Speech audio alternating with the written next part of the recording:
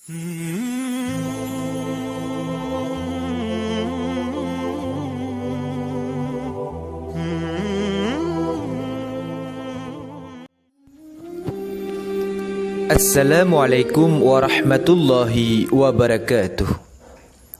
Hamdan syukuralillah, salata wa salaman ala rasulillah, Sayyidina Muhammad ibn Abdillah, amma ba'du.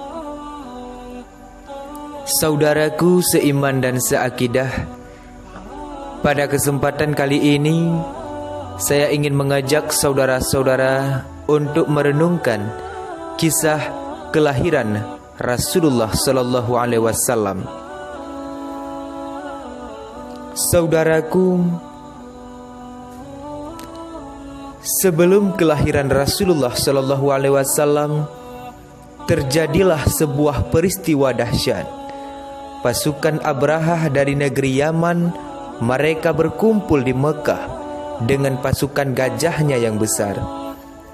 Tujuan ingin menghancurkan Ka'bah. Tatkala mereka sudah mempersiapkan diri mendekati Mekah, orang-orang Arab tidak memiliki persiapan apapun untuk menghadang pasukan mereka. Penduduk Mekah malah takut keluar, takut dari serangan pasukan bergajah tersebut. Suasana kota Mekah menjadi lesu seketika.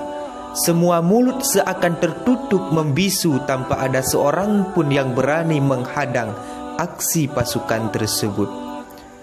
Hanya doa yang dapat diucapkan oleh salah seorang penduduk Mekah. Ya Allah, Ka'bah ini milik Engkau. Engkaulah yang mampu menjaganya. Subhanallah. Apa yang terjadi ketika itu? Di dalam surat Al-Fil Allah menjelaskan, wa arsala alaihim tayran ababil. Allah mengutus kepada mereka burung ababil. Burung menyerbu pasukan Abrahah, datang kelompok demi kelompok dengan membawa batu. Diserang pasukan bergajah dari atas. Tarmihim bihijaratim min sijil. Dilempar batu di atas pasukan Abrahah. Faja'alahum ka'asfim ma'kul. Maka dengan izin Allah, pasukan bergajah mati seperti Daud yang dimakan ulat. Sungguh luar biasa pertolongan Allah. Pertolongan Allah sangat dahsyat. Manakala pertolongan Allah itu sudah turun, tidak seorang pun mampu menahan dan mencegahnya. Bahkan suatu yang dipandang mustahil oleh manusia justru bisa terjadi melampaui nalar dan rencananya. Allah Maha Kuasa, saudaraku. Hebatnya pertolongan Allah ini diabadikan dalam sejumlah ayat Al-Quran, yaitu ketika pertolongan yang menakjubkan turun kepada orang-orang atau segolongan umat yang diridainya. Contoh yang lain, hukuman mati dengan cara dibakar yang dijatuhkan kepada Nabi Ibrahim oleh Raja Namrud. Namun dengan pertolongan Allah, api yang membakar Nabi Ibrahim menjadi dingin. Begitulah yang terjadi pada masa pasukan Abrahah.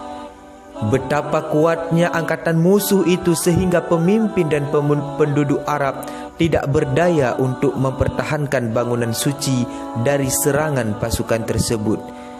Namun situasi getir yang dirasakan bangsa Arab pada waktu itu mendadak berubah saat pertolongan Allah tiba.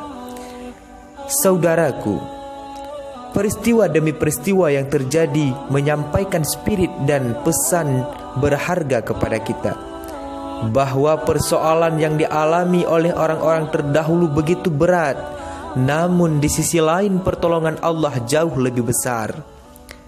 Saudaraku, setelah terjadi peristiwa pasukan Abrahah tersebut, tepat pada 12 Rabiul Awal lahirlah baginda Rasulullah Nabi Muhammad sallallahu alaihi wasallam. Sehingga tahun kelahiran beliau dinamakan tahun gajah. Saat terindah untuk semesta, jagat raya ikut bergembira semuanya. Dan bersamaan kelahiran Nabi banyak keajaiban-keajaiban, dan Nabi pun dilahirkan dengan keistimewaan-keistimewaan. Nabi dilahirkan dalam keadaan sudah berkhitan atas kuasa Allah Subhanahu wa ta'ala. Cahaya berhamburan, semua binatang-binatang lautan dan daratan ikut bergembira karena kehadiran Nabi Muhammad sallallahu alaihi wasallam. Api yang ada di Persia padam kala itu. Patung-patung di Ka'bah runtuh berhamburan, langit bercahaya, penduduk Arab bergembira karena yang ditunggu-tunggu sudah lahir ke dalam dunia ini.